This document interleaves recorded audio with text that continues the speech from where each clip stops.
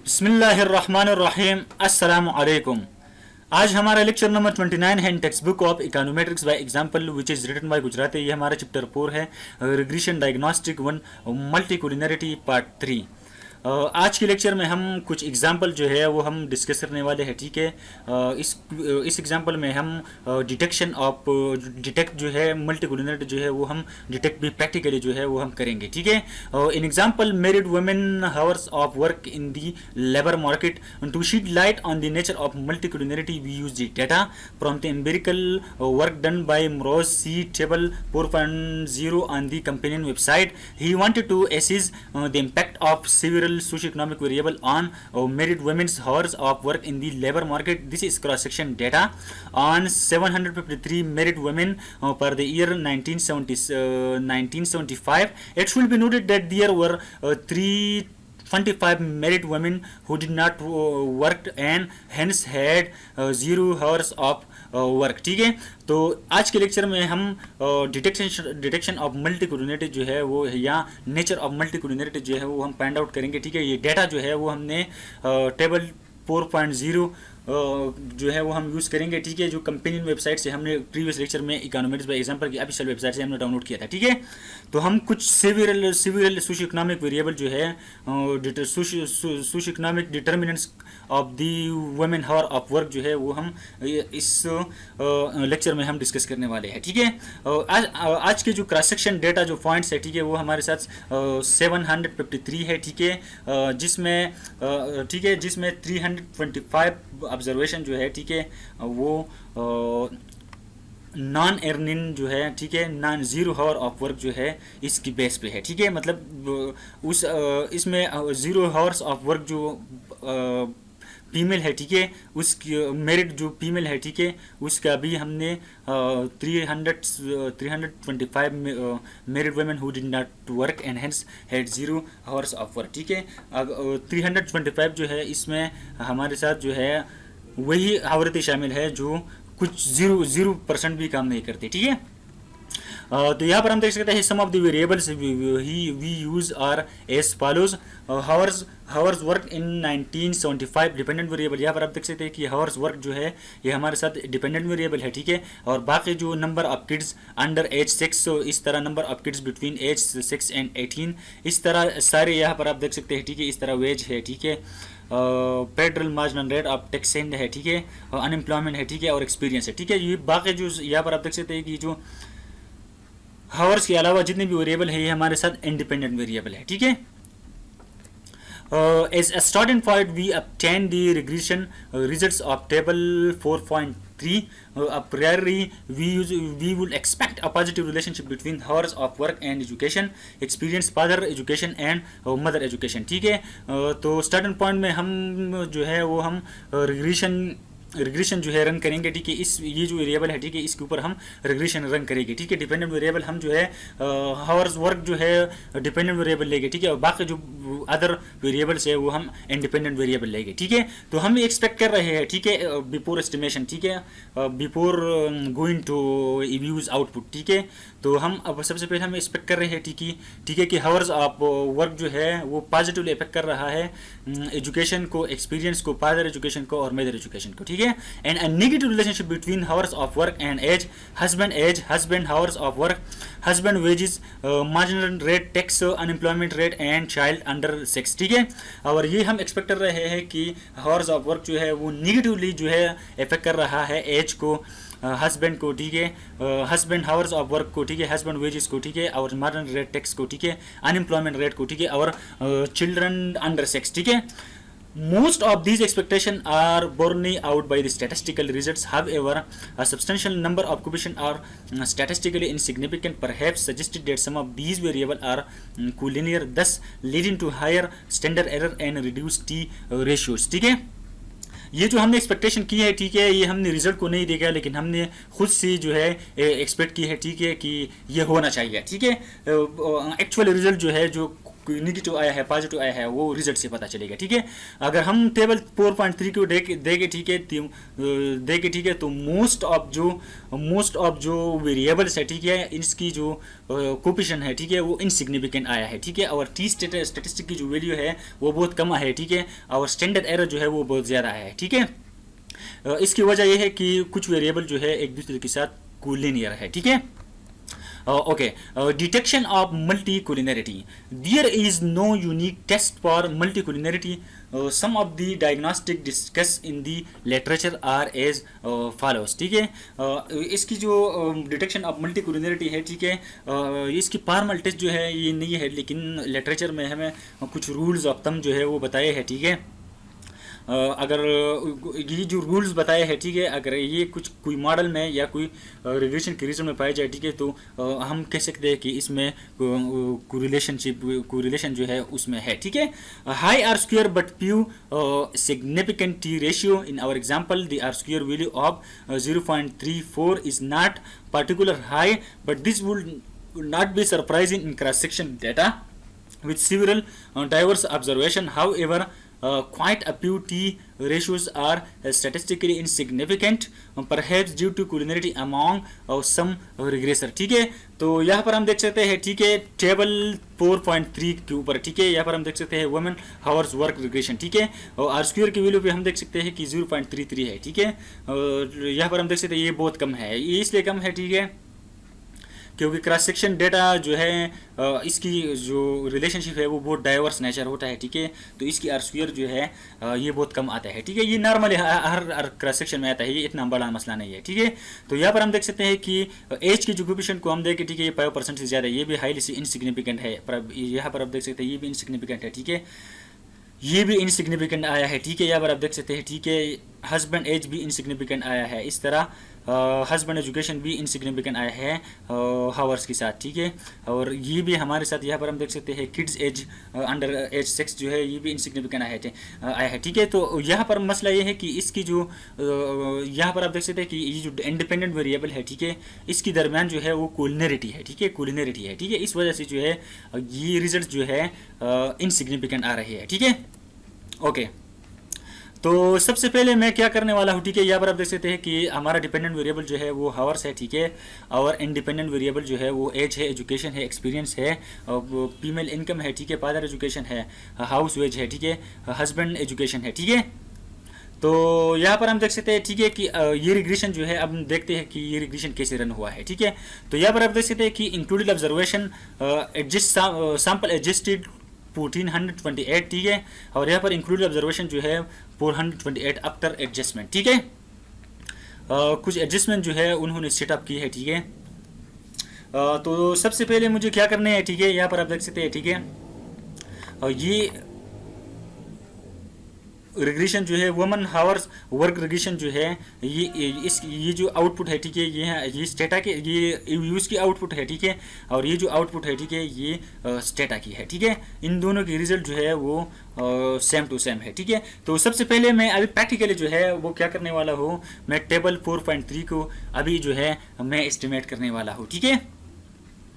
तो सबसे पहले मैं अपने व्यूज़ भी आ गया, ठीक है, व्यूज़ को मैंने ओपन कर लिया है, ठीक है। व्यूज़ के बाद जो मैं मुझे क्या करना है, मुझे अपने डेटा पे आना है, ठीक है। यहाँ पर आप देख सकते हैं कि हमारा डेटा जो है वो टेबल 4_0.xls है, ठीक है। ये हमने प्रीवियस लेक्चर से हमने इकोनॉमेटिक्स बाय एग्जांपल की ऑफिशियल वेबसाइट से हमने डाउनलोड किया, ठीक है। इसको मैंने ओपन कर दिया, ठीक है। तो यहाँ पर आप देख सकते हैं, ठीक है, कि हमारा वेरिएबल जो है वही डेटा है, ठीक है, ये डेटा जो है ये हम यहाँ पर यूज़ करने वाला है, ठीक है। तो सबसे पहले मैं एक्सेल फाइल से व्यूज़ में इसको इंपोर्ट कर लेता हूँ, ठीक है। इसके ऊपर मैंने ड्रैग कर दिया, नेक्स्ट फिनिश नो। तो यहाँ पर आप देख सकते हैं कि हमारा डेटा जो है वो एक्सेल फाइल से व्यूज़ में सक्सेसफुली जो है वो इंपोर्ट हो चुका है, ठीक है। तो सबसे पहले जो बुक में उन्होंने किया है, ठीक है, वही तरीका जो है वो हम अपनाएंगे, ठीक है। उन्होंने सैंपल एडजस्टेड जो है, यहाँ पर आप देख सकते हैं इंक्लूड ऑब्जर्वेशन 428 ऑब्जर्वेशन जो है ये एडजस्ट हो चुका है। ये उन्होंने कैसे जो है आफ्टर एडजस्टेड की है, ठीक है। तो सबसे पहले मुझे व्यूज़ पे आना होगा, ठीक है। यहाँ पर आप देख सकते हैं मैं कुछ कमांड आपको दिखाता हूँ, ठीक है। रिग्रेशन रन करने से पहले मैं आपको कुछ कमांड दिखाता हूँ, ठीक है। यहाँ पर आप देख सकते हैं, इस कमांड को मैंने कॉपी किया, ठीक है। SMPLF hour is equal to 0, ठीक है। इस कमांड विंडो में मैंने इसको इंटर कॉपी पेस्ट किया, ठीक है। यहाँ पर आप देख सकते हैं, ठीक है। यहाँ पर आप देख सकते हैं कि मैंने कमांड लगाया SMPL, ठीक है, F hour is equal to 0, ठीक है। मैंने इसको इंटर कर लिया, ठीक है। तो ये कमांड जो है ये सक्सेसफुल जो है वो रन हो चुका है, ठीक है। तो अभी मुझे क्या करना है, मुझे टेबल 4.3 जो है वो मुझे जो है एस्टिमेट करने हैं, ठीक है। तो सबसे पहले मुझे क्या करना है, क्विक पे मैं आ गया, ठीक है। इसके बाद मैं एस्टिमेट इक्वेशन पे आ गया, ठीक है। तो यहाँ पर आप लेक्चर में देख सकते हैं, ठीक है, कि मैं इसको इस कमांड को मैं डायरेक्टली जो है Ctrl+A Ctrl+C, ठीक है। इस कमांड को मैंने डायरेक्टली जो है वो कॉपी करने वाला हूँ, ठीक है, ठीक है। तो यहाँ पर आप देख सकते हैं, ठीक है, कि अगर मैं इसको लिखूंगा, ठीक है, तो बहुत टाइम जो है वो मेरा हो जाएगा, ठीक है। तो ये बहुत इतना मुश्किल नहीं है। यहाँ पर आप देख सकते हैं कि हावर जो है ये हमारा डिपेंडेंट वेरिएबल है, और इसके साथ स्पेस, इसके बाद स्पेस, ठीक है। इसके बाद हमने सी लिखा है। सी का मतलब ये है कि मुझे इंटरसेप्ट लेने हैं, ठीक है। इसके बाद मैंने अपना सारा जो है, इसके बाद जो है सारा इंडिपेंडेंट वेरिएबल मैंने लिखा है, ठीक है। उसको मैंने यहाँ पर आप देख सकते हैं जो मैंने कमांड लगाया, ठीक है, F hour is equal to 0, ठीक है। तो बेस्ट एस्टिमेशन के लिए, ठीक है, हमें क्या करना है, इसमें कुछ आवृत्ति जो है इसकी वर्क हावर जो है वो 0 है, ठीक है। मैंने इसको 0 कर ली है ताकि इसमें जो है एडजस्ट ना हो जाए, ठीक है। मैंने इसको ओके कर दिया, ठीक है। तो यहाँ पर आप देख सकते हैं कि near singular matrix error regressor में भी परफेक्टली कोलिनेटेड। तो ईव्यूज में ये यहाँ पर आप देख सकते हैं, ठीक है, ये जो ईव्यूज में जो है ये रिग्रेशन जो है ये रन नहीं होता, ठीक है। यहाँ पर मैं आपको दिखाता हूँ, ठीक है, ये ईव्यूज में रन नहीं होता, ठीक है, क्योंकि यहाँ पर आप देख सकते हैं कि near singular matrix error regression में भी परफेक्टली कोलिनियर। नो ईव्यूज ने हमें बताया कि इसमें कुछ वेरिएबल जो है वो परफेक्टली कोलिनियर है, ठीक है। तो हम रिग्रेशन जो है वो रन नहीं कर सकते, ठीक है। तो अभी मुझे क्या करना है, ठीक है, इतना बड़ा मसला नहीं है, ठीक है। तो अभी मुझे स्टेटा में करने हैं, ठीक है। तो मैं डेटा फाइल हमारा क्या है, टेबल 4_0 जो है वो डेटा फाइल जो है मैं ओपन करूँगा, लेकिन स्टेटा फाइल में, ठीक है। डेटा शीट्स और स्टेटा ये भी हमने प्रीवियस लेक्चर में हमने इकोनॉमेटिक्स बाय एग्जांपल के वेबसाइट से हमने डाउनलोड किया, ठीक है। तो स्टेटा फाइल मैंने ओपन कर लिया, ठीक है। तो यहाँ पर आप देख सकते हैं कि मुझे ढूंढना पड़ेगा टेबल 4_0 डेटा फाइल जो है वो मुझे ढूंढना पड़ेगा, ठीक है। यहाँ पर आप देख सकते हैं ये हमारा डेटा जो है टेबल 4_0 DTA का डेटा जो है ये एग्जाम्पल टेबल 4.3 के लिए यूज हुआ है, ठीक है। ओके, तो स्टेटा की कमांड यहाँ पर आप देख सकते हैं, ठीक है। मैंने जो है यहाँ पर आप देख सकते हैं, ठीक है, स्टेटा की कमांड मैंने डायरेक्ट जो है कॉपी की है, ठीक है, Ctrl+C, ठीक है। इसको मैंने डायरेक्ट जो है Ctrl+V कर लिया कि मैंने पेस्ट कर लिया, ठीक है। तो मैं आई रिपीट, ठीक है, कि रिग्रेशन रन करने से पहले मुझे क्या करना है, मुझे रिग्रेस की कमांड लगाने है स्टेटा में, ठीक है। तो रिग्रेशन की कमांड REG है, ठीक है। इसके बाद मुझे अपना डिपेंडेंट वेरिएबल लिखनी है, ठीक है, और इसके बाद मुझे सारा अपना इंडिपेंडेंट वेरिएबल लिखने है। लेकिन यहाँ पर मैंने एक कमांड लगाया है F hours is equal to 0, ठीक है। ये कमांड आपने लाजमी याद रखने हैं, क्योंकि बेस्ट एस्टिमेशन के लिए इकोनॉमेटिक्स बाय एग्जांपल की बुक्स ये जो है उन्होंने भी ये कमांड यूज़ की है, ठीक है। इसको मैंने इंटर कर लिया, ठीक है। तो हमारा हावरली वेज जो का रिग्रेशन जो है ये हमारे साथ सक्सेसफुली जो है वो एस्टिमेट हो चुका है, ठीक है। यहाँ पर रिजल्ट जो है आप लोग देख सकते हैं, ठीक है, ठीक है। तो हमने अभी जो है आप लोगों के सामने मैंने व्यूज़ और स्टेटा में मैंने अभी जो है आप लोगों के सामने जो है मैंने रिग्रेशन को रन किया है, ठीक है। यहाँ पर आप देख सकते हैं, ठीक है। ओके, ये जो है कमांड है, ठीक है, ये मैंने आपको प्रैक्टिकल बताया, ठीक है। ओके, तो यहाँ पर हम एक और टेबल भी देख सकते हैं, ठीक है। तो हमने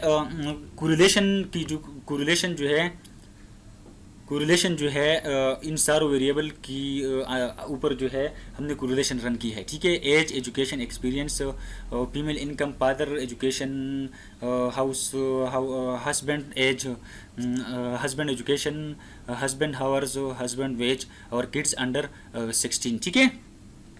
तो हाँ, यहाँ पर आप देख सकते हैं कि हमने कोरिलेशन फाइंड आउट की है, ठीक है। तो यहाँ पर आप देख सकते हैं, ठीक है, कि हस्बैंड एज और एज के दरमियान जो है वो स्ट्रॉन्ग कोरिलेशन जो है वो पाया जाता है, ठीक है। तो अगर इन दोनों के दरमियान जो है स्ट्रॉन्ग कोरिलेशन पाया जाता है, ठीक है, तो इस वजह से जो है वो टेबल 4.3 की जो कोफिशिएंट है वो इनसिग्निफिकेंट आ रहे हैं, ठीक है। इस तरह यहाँ पर आप भी देख सकते हैं एजुकेशन और हस्बैंड एजुकेशन की दरमियान भी स्ट्रॉन्ग कोरिलेशन पाया जाता है, ठीक है। 59% जो है वो 59 कोरिलेशन कोफिशिएंट है, ठीक है। यहाँ पर भी हम देख सकते हैं, ठीक है, फीमेल और हस्बैंड वेज की जो कोरिलेशन है वो भी 0.66% आया है, ये भी बहुत स्ट्रांग आया है, ठीक है। यहाँ पर भी हम देख सकते हैं, ठीक है, कि मदर एजुकेशन, ठीक है, और फादर एजुकेशन जो है इसकी दरमियान भी बहुत स्ट्रांग जो है कोरिलेशन पाया जाता है, ठीक है।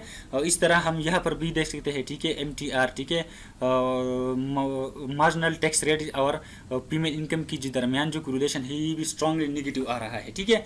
यहाँ पर भी हम देख सकते हैं, ठीक है। अभी क्वेश्चन आता है कि अब हम ये कोरिलेशन की जो मैट्रिक्स है ये हम कैसे जो है स्टेटा में जो है ये फाइंड आउट करेंगे, ठीक है। तो यहाँ पर मैंने कमांड जो है डायरेक्टली जो है यहाँ पर लिखी है, ठीक है। तो मैंने Ctrl+C कर लिया, ठीक है, और स्टेटा की अंदर मैंने इसको कॉपी किया, ठीक है। तो यहाँ पर आपने याद रखना है कि यहाँ पर मैंने सिंपली कोर लिखा है, कोरिलेशन की जो कमांड है ये हमारे साथ CORR है, ठीक है। और बाकी जो हावर्स है और एज है ये हमारे साथ हमारे वेरिएबल्स है, ठीक है। और ये कमांड मैंने लगाया, ठीक है, इसको मैंने इंटर कर लिया, ठीक है। तो यहाँ पर आप देख सकते हैं, ठीक है, कि हमारा जो कोरिलेशन की जो रिजल्ट है, ठीक है, यहाँ पर सक्सेसफुली जो है वो एस्टिमेट जो है हो चुका है, ठीक है। Okay, high pairwise correlation among explanatory variables or regressor recall that the sample correlation coefficient between variables y and x is defined as। तो यहाँ पर हम देख सकते हैं, यहाँ पर जो हमने correlation फाइंड आउट की है, ठीक है, यहाँ पर आप देख सकते हैं, ठीक है। तो ये हमने ये फार्मूला की मदद से जो है ये फाइंड आउट हो चुका है, ठीक है। RXY is equal to summation XI YI divide by summation XI square multiply by summation YI square under root which name is equation 4.10, where the variables are defined as deviation from their means value. For example, yi is equal to yi minus var bar. Since we have 15 regressor, we will have 105 pairwise correlation. We will not produce all these correlation. Most of the correlation coefficient are not particularly high, but some are in excess of 0.5. For example, the correlation between husband age and family income is about 0.67, and that between father education and mother education is about 0.55, and that between the marginal tax rate and family income is about -0.88, ठीक है। तो यहाँ पर हमने पहले से जो है जो अभी मैंने इंग्लिश में जो है ये बात की है, ठीक है। तो यहाँ पर हमने प्रैक्टिकली जो है उर्दू में भी बात की है, ठीक है, ठीक है, कि एज और हस्बैंड एज की जो कोरिलेशन है वो भी स्ट्रॉन्ग आया है, ठीक है। यहाँ पर भी हम देख सकते हैं कि फीमेल इनकम और हस्बैंड हावर्स की जो दरमियान का जो कोरिलेशन है ये भी स्ट्रॉन्ग आया है, ठीक है। ये जो हमने रेड लाइन अब रेड हाईलाइटर जो आप यहाँ पर देख सकते हैं इसको मैंने हाईलाइट किया है जो स्ट्रॉन्ग आया है, ठीक है। तो मतलब ये दोनों वेरिएबल जो है एक दूसरे से बहुत स्ट्रांगली कोरिलेटेड है, ठीक है। Okay. It is believed that high pairwise correlation between regressor are a sign of collinearity. Therefore, one should drop highly correlated regressor, but it is not a good practice to really or simple or bivariate correlation coefficient because they do not hold the other variables in the model constant while computing the pairwise correlation, ठीक है। तो इसका अच्छा तरीका यह है कि यहाँ पर आप देख सकते हैं, ठीक है,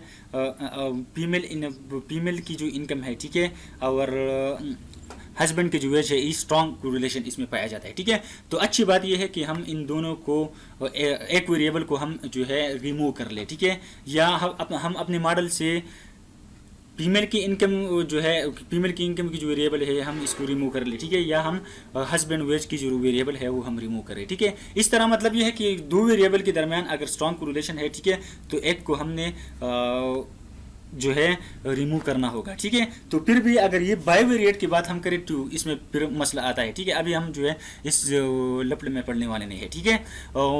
पार्शियल कोरिलेशन कोएफिशिएंट, ठीक है।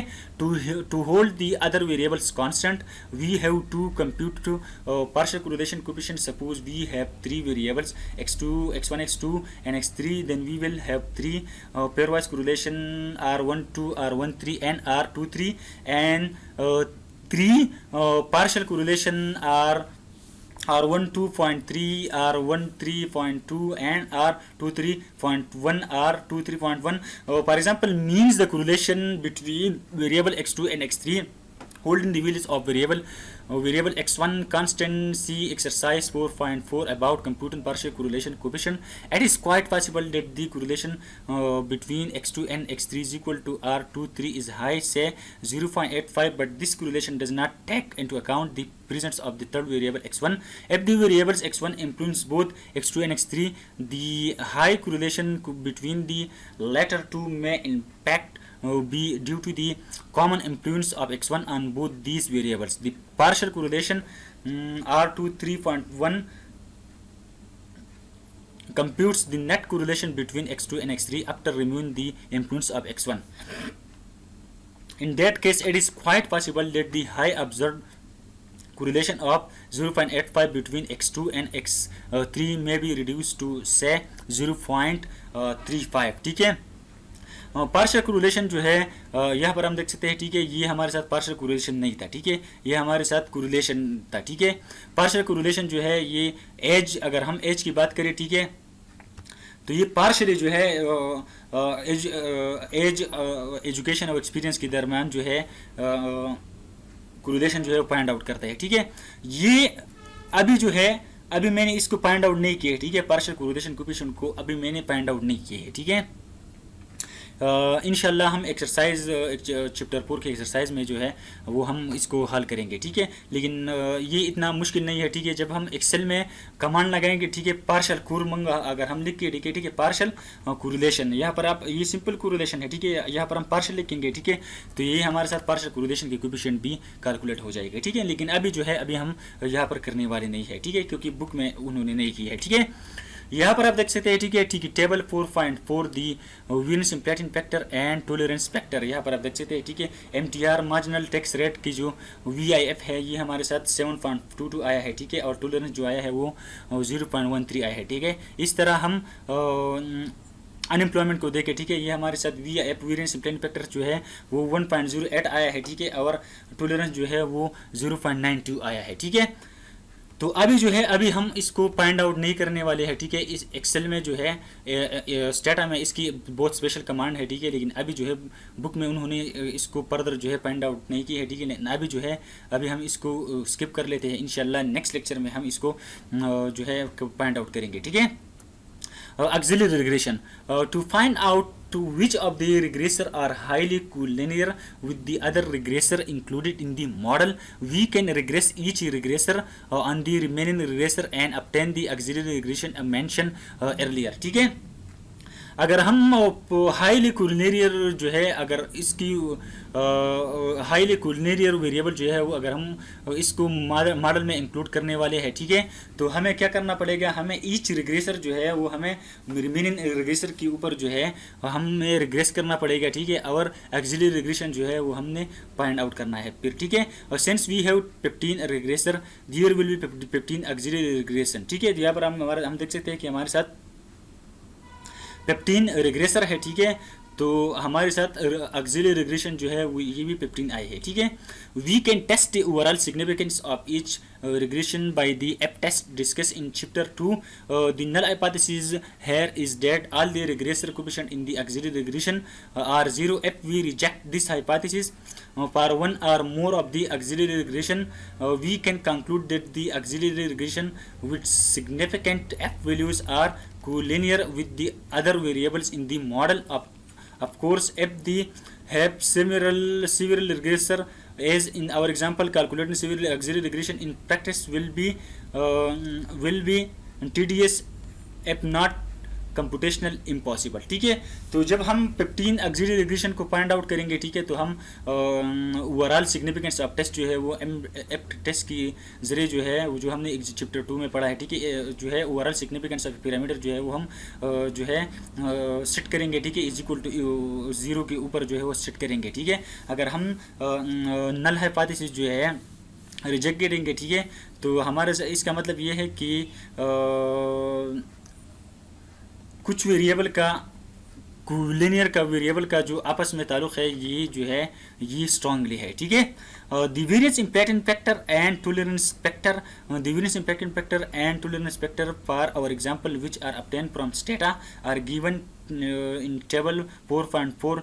This table clearly showed that there is highly degree of collinear among several variables. Even the average VIF is n axis of 2. ठीक है, तो यहाँ पर आप देख सकते हैं, ठीक है, कि हमने बुक इकोनॉमिक्स में एग्जाम्पल की बुक से हमने ये डायरेक्टली कॉपी की थी। ठीक है, तो ये भी हमें बताता है कि ये इसमें जो है इन सारे वेरिएबल की जो VIF है, मीन ऑफ VIF जो है, ठीक है, ये हमारे साथ 2 की नज़दीक है। ठीक है, इसका मतलब ये है कि ये वेरिएबल जो है एक दूसरे के साथ कोलिनियर है। ठीक है, thanks for watching my video, please subscribe to my YouTube channel.